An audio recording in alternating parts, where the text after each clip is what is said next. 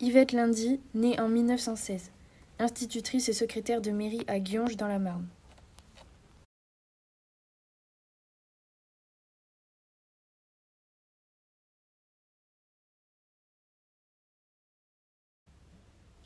La résistance. La résistance s'impose à moi comme elle s'impose à mes frères et sœurs.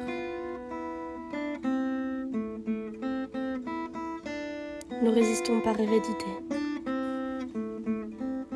7 frères et sœurs, tous résistants. Papa aurait été fier de nous.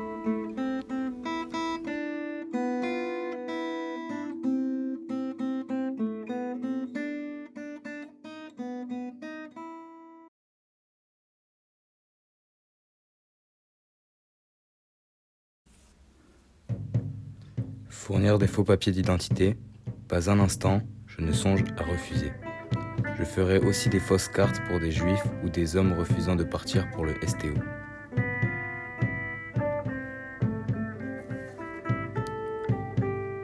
Le réseau Possum cherche des plans pour permettre l'évacuation des clandestins.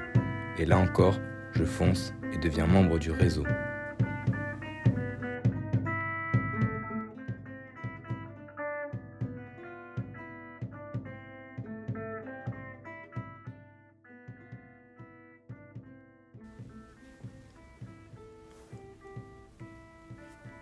La solidarité muette mais infaillible des habitants.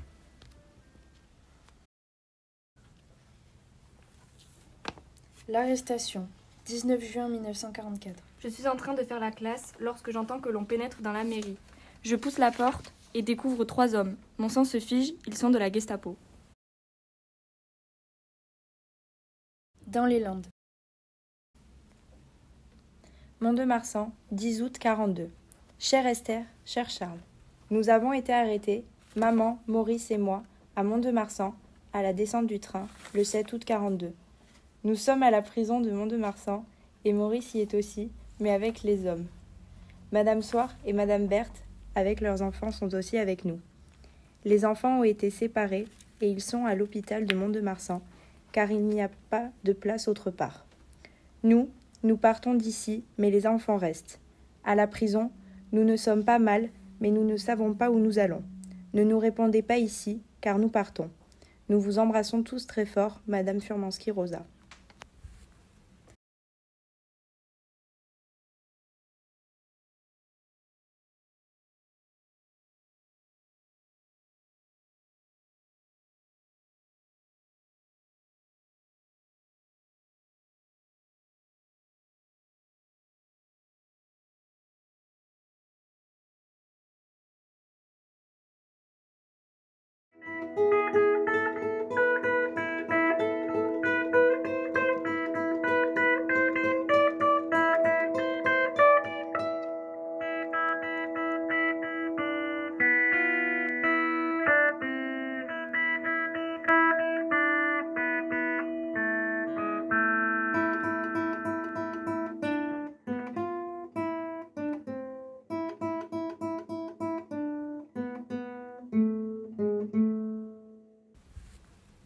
La déportation.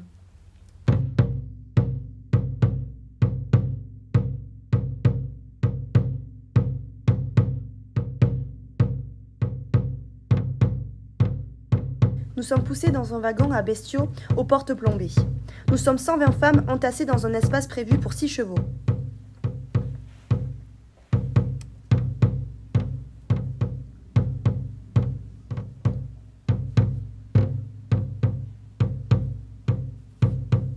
Nous resterons enfermés ainsi pendant 4 jours et 3 nuits, souvent debout, assis à tour de rôle et crevant de chaud sous le soleil de juillet. Des femmes craquent, d'autres les consolent, certaines s'effondrent et d'autres les relèvent.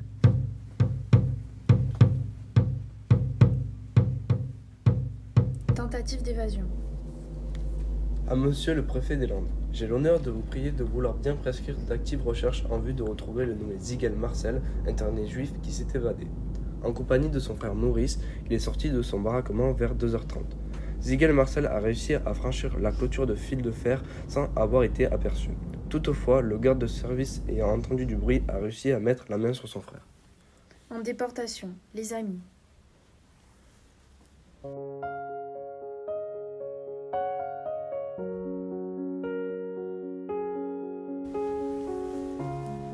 détenue prénommée Marie, avec qui je m'étais liée d'amitié à Romainville, me croise, un jour, au détour d'une allée.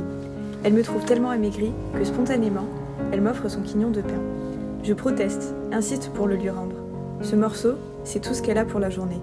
Mais elle a cette magnifique phrase qui me dédouane, « Tu me le rendras un jour ».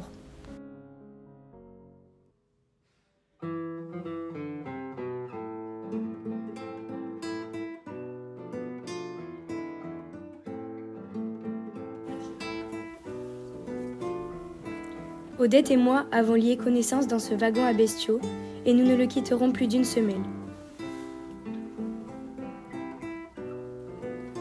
Pour Odette, je ferai n'importe quoi et je sais qu'elle en ferait autant pour moi.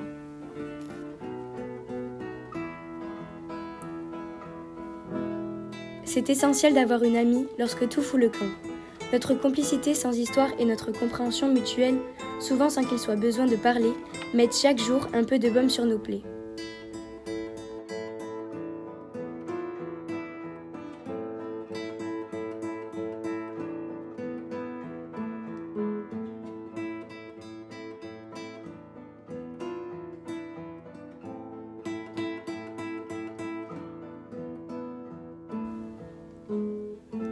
Se cacher. Un autre matin, avec des camarades, nous formons une colonne de travail bien ordonnée qui se met à marcher dans une direction donnée, mais qui en réalité ne va nulle part. Nous nous cachons jusqu'au soir, à l'écart du camp, et nous rentrons en même temps que les autres. Entre nous, on appelle ça le coup de la colonne fantôme.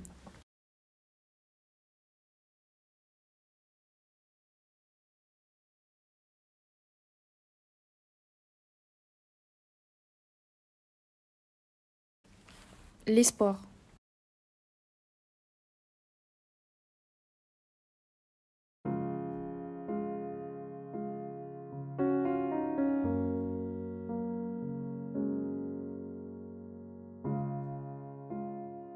Je ne sais pas combien de temps je vais pouvoir tenir. Je fais appel à mes dernières forces pour ne pas tomber. Je plante mon regard sur le ciel étoilé. Je me focalise sur cet espace de liberté que l'on dirait à portée de main. À cet instant me vient l'image d'une gigantesque toile d'araignée me retenant prisonnière. Un long fil descend vers moi. Je l'empoigne pour me hisser jusqu'au ciel. C'est si réel que je sens mes pieds décoller. Je m'accroche de toutes mes pauvres forces à ce fil providentiel et je prie. Un jour, ce fil me ramènera chez moi et ce jour-là, je saurai que j'ai eu raison d'y croire. C'est lui qui me donnera l'espoir fou de me battre pour ma survie.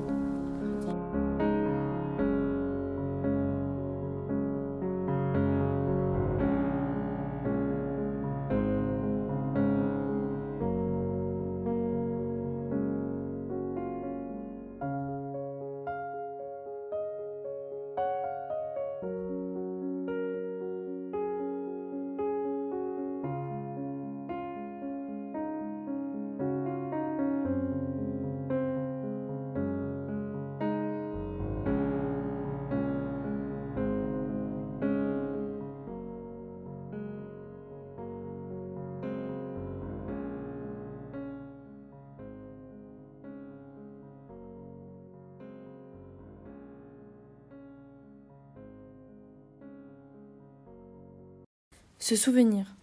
Il m'a fallu du temps pour retrouver du sens à mon existence, jusqu'à ce que j'entende à nouveau cette voix intérieure. « Tu dois vivre, me dit-elle, que rien de cela n'ait été vain. » Dugasty Madeleine. Moquel Fernand. Dupont Pierre. Charles Labarsouk. Julie Échard. Paul Gisquet. Joseph Romain. Jean Minabé. Francisco Pintos. Norbert Beck. Madeleine Clément. François Comé. Henri Doge. Scala Robert. Jacques Bossard. Laurent Larane.